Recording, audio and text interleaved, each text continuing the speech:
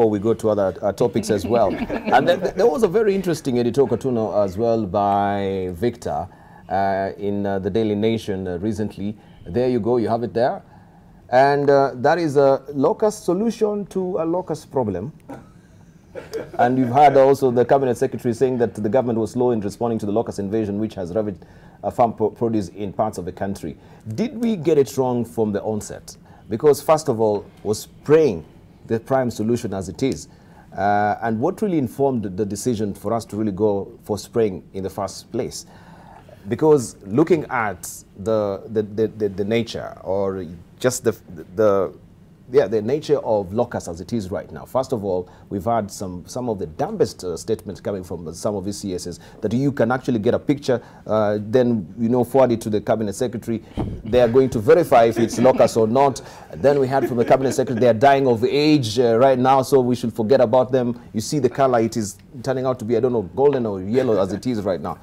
Since spraying is the only solution that we undertook to actually contain this particular virus, people are arguing maybe we should even change the mindset. When you're talking about technology, western part of the country, they're saying that is good food. Absolutely. Value addition can be actually done on this. Very high protein. High protein. It is good food. Yes. Yeah, even for the poultry. We can actually try and harness and get all these locusts to feed, some of the chickens that or people who are rearing poultry as it is right now.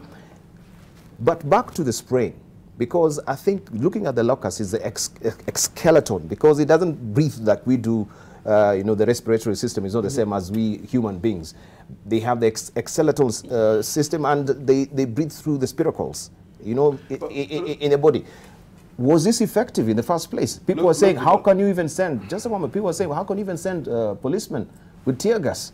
First of all, they don't have tear gas glands in the first place. They have compound eyes in the first, they don't have tears. I don't know if this was the solution, but we want to actually look, how did we handle this particular, even if they say they were slow, were those measures effective? You can see clearly the ball passed biology in high school, eh? I'm just remembering some of these things. The three quick things. First, the conventional wisdom in terms of desert locust control is to spray. That's a conventional solution. Mm-hmm. Is it necessarily the best solution? I think that's debatable because of the questions we were putting yourself, that there are some other outcomes or uses that you can put to this thing. Number two, desert locusts are not just a national problem.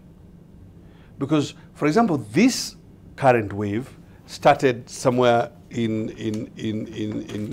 the Middle East. So it's actually a regional, almost global issue. So the response needs to be coordinated. And when you look at the Desert Locust Control Organization, it was actually intergovernmental organization. So not just a Kenyan thing, but nations around the Horn of Africa and so on. Third, why we slow in the offtake? My own personal view is that we were slow in the offtake. What we tried to do in Laikipia with our farmers and our neighboring counties, so as early as January 2nd or 3rd, we were already into spraying. But ultimately, the new waves of invasion have frankly overrun us. So that now, although for like 4 or 5 weeks, nothing was going south of Laikipia, in the last 2 or 3 weeks, you've seen into Nyeri, into Nyandarua, into Baringo, and so on. So the reality is that they have overrun us. Mm-hmm. Right. Let's say from Collins. Collins, we'll come to you. I think, for me, several things. First, this speaks to our preparedness. I think government must realize that they do not just exist to do day-to-day work, humdrum. Government exists to respond to emergencies, to respond to things that are unusual. And our level of preparedness, thanks Governor, our level of preparedness is the reason why you're put in those sensitive positions. Look at CS Mutai. CS Mutai is now going to have to deal with coronavirus. Both his competitor, who is now back in Laikipia, Kiunjuri, and now Munya,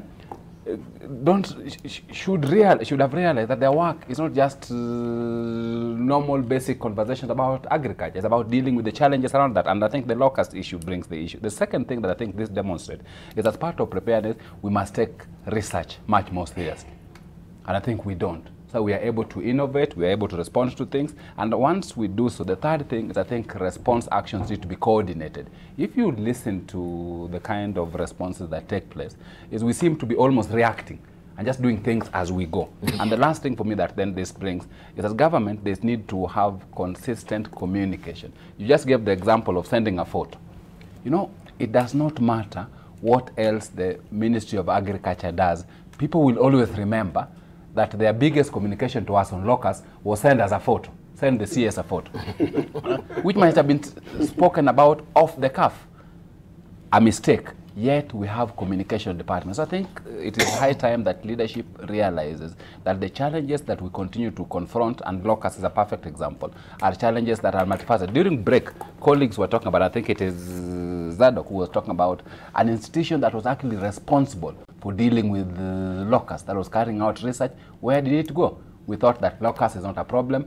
We thought it is only useful for food, because the rest of us, when we grew up, we used to eat it in Western. We didn't realize that actually the research that was carried out was because it has this potential negative impact on our agricultural economy. That is a desert locust control organization, yes, that you are alluding to. Airport. Yes, but to Wilson Airport. Yes. What happened to it? I don't know. I mean, as a young student, we all used to see them. There are these aircrafts coming in, and it was IGAD based. It was for the whole region, and Nairobi was the headquarters, with Wilson Airport as the operating base. Now, what happened to that institution is typical of what happens in all Africa. We create beautiful institutions. Once we create them, we let them go, but others copy them and go replicate and make them work better. Then we send people to go and benchmark. Benchmarking with your own ideas. All right. So that is an issue. But I just wanted to add this, that, you know, we have a very elaborate early warning mechanism. She's based in IGAD headquarters in Djibouti. In fact, Ambassador Kimani, present, I think he's a co-secretary to BBI, and also, he was actually the CEO, and he did a very good job. They were able to analyze any threats affecting the whole region, the IGAD region, give information to line ministries, government line ministries, for preemptive action. And that, I think, really is something that we failed to take advantage of. We should have started early, kind of prevent it, or at least cut it in the bud before it came in.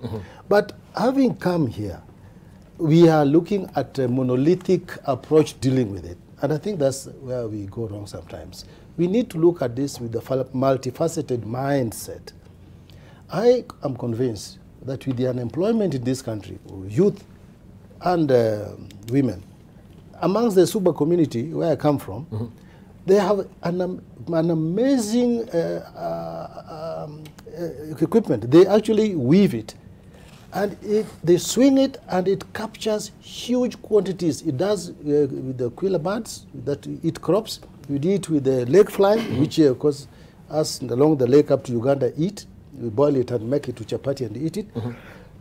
I'm sure if the youth and women in this country were also allowed to actually harvest, and we put a price for so many, for a kilo of locust captured, we'll give you so much. Presently, the main protein input for animal feeds is omena, because we don't grow our own soybeans. Locusts would be a fantastic, temporarily, a fantastic source of protein for animal feeds. And the labor is there. You can get critical mass effect very quickly if you put a price. Kenyans love money. You put the right price per kilo, you'll be shocked. Personally, I think you'll be shocked how quickly the kilos will be coming to our factories. Sabal, you were talking about value addition. I love what he's saying, you know, and it sounds very monolithic versus multifaceted approach. I already feel more intelligence just sitting next to you. In Mombasa, yes, we've been hit by an even more dangerous locust. It's called SGR. It's devastating our economy in Mombasa.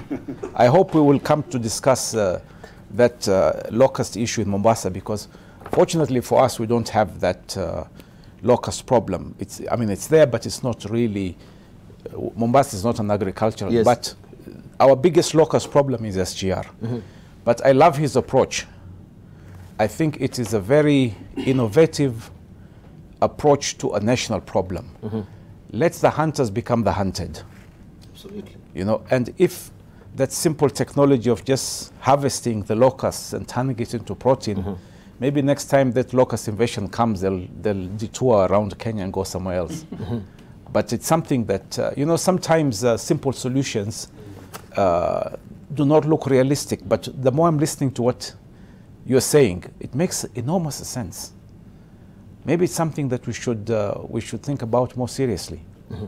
Right. Of course, we know people from Busia, the Odalala. Is it Odalala and and CK as well? This is a staple food and delicacy for them as well. Ribal, when I was young, I actually ate locusts. They were extremely nice. We would go and harvest them in the village. So this is not a story.